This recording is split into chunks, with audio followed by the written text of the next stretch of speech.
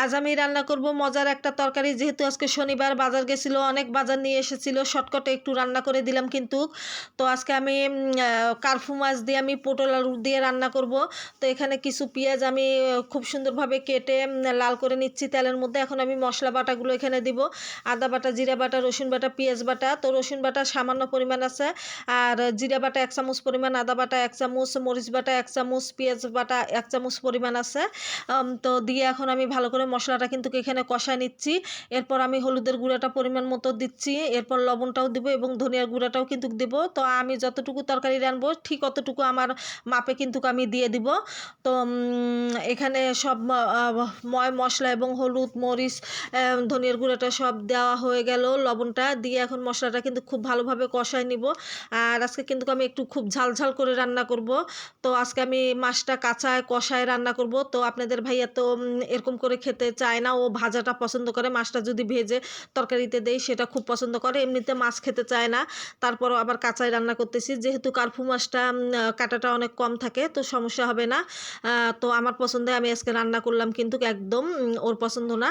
তো এখন আমি মাছগুলো খুব সুন্দরভাবে ধুয়ে রেখেছিলাম, মাছের পিসগুলো দিয়ে দিচ্ছি, অনেক বড় বড় কিন্তু মাছের পিসগুলো।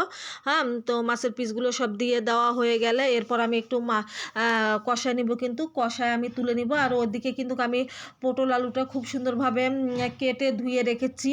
তো দেখতে থাকেন কেমন হয় তরকারিটা, অবশ্যই কমেন্টের মাধ্যমে জানাবেন। আর আমার ছেলে কিন্তু খেতে চায় না, মাছটা খেতেই চায় না। তো ওর জন্য আর একটা ব্যবস্থা করব আমি চিন্তা করতেছি। তো এই যে পটল আলুটা দিয়ে দিলাম, মাছগুলো তুলে নিয়েছি, পটল আলুটা দিয়ে এখন আমি খুব সুন্দরভাবে কষায় নিচ্ছি কিন্তু। আর ঝাল ঝাল করে আমি কিন্তু আজকের তরকারিটা রান্না করছি। পটলের তরকারিটা এমনিতে একটু ঝাল ঝাল দিলে ভালো লাগে, কিন্তু খেতে কিন্তু দারুণ মজা লাগে পটলের তরকারিটার মধ্যে। তো এখন আমি ঝোলের পানিটা দিয়ে দিলাম, এখন আমি দেখতেছি সিদ্ধ হয়েছে কিনা। তো দেখলাম সিদ্ধ হয়ে গেছে, তো আমি মাছের পিসগুলো এখানে দিয়ে দিলাম। একটু বলক আসলে কিন্তু আমি নামিয়ে নিব। তো এরপরে আমার ছেলে খেতে চাচ্ছিল না, আবার ওর জন্য আলাদা আমি ব্যবস্থা করতেছি। তো প্রায় আমার কিন্তু হয়ে গেছে তরকারিটা। এখন আমি একটা ম্যাগি মশলা এখানে আমি ছিঁড়ে দিয়ে দিলাম, দিয়ে নাড়াচাড়া করে নামিয়ে ফেলবো কিন্তু। ছেলের জন্য আমি একটু রান্না করব।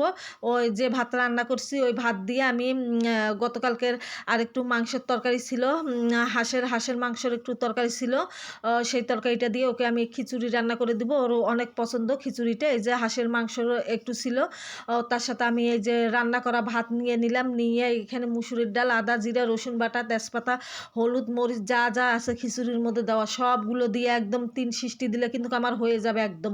হাঁসের মাংস দিয়ে এই খিচুড়িটা আমি ছেলেকে রান্না করে দিচ্ছি। ফাইনাল রান্নাটা কিন্তু আর আমি নেইনি, মনে ছিল না।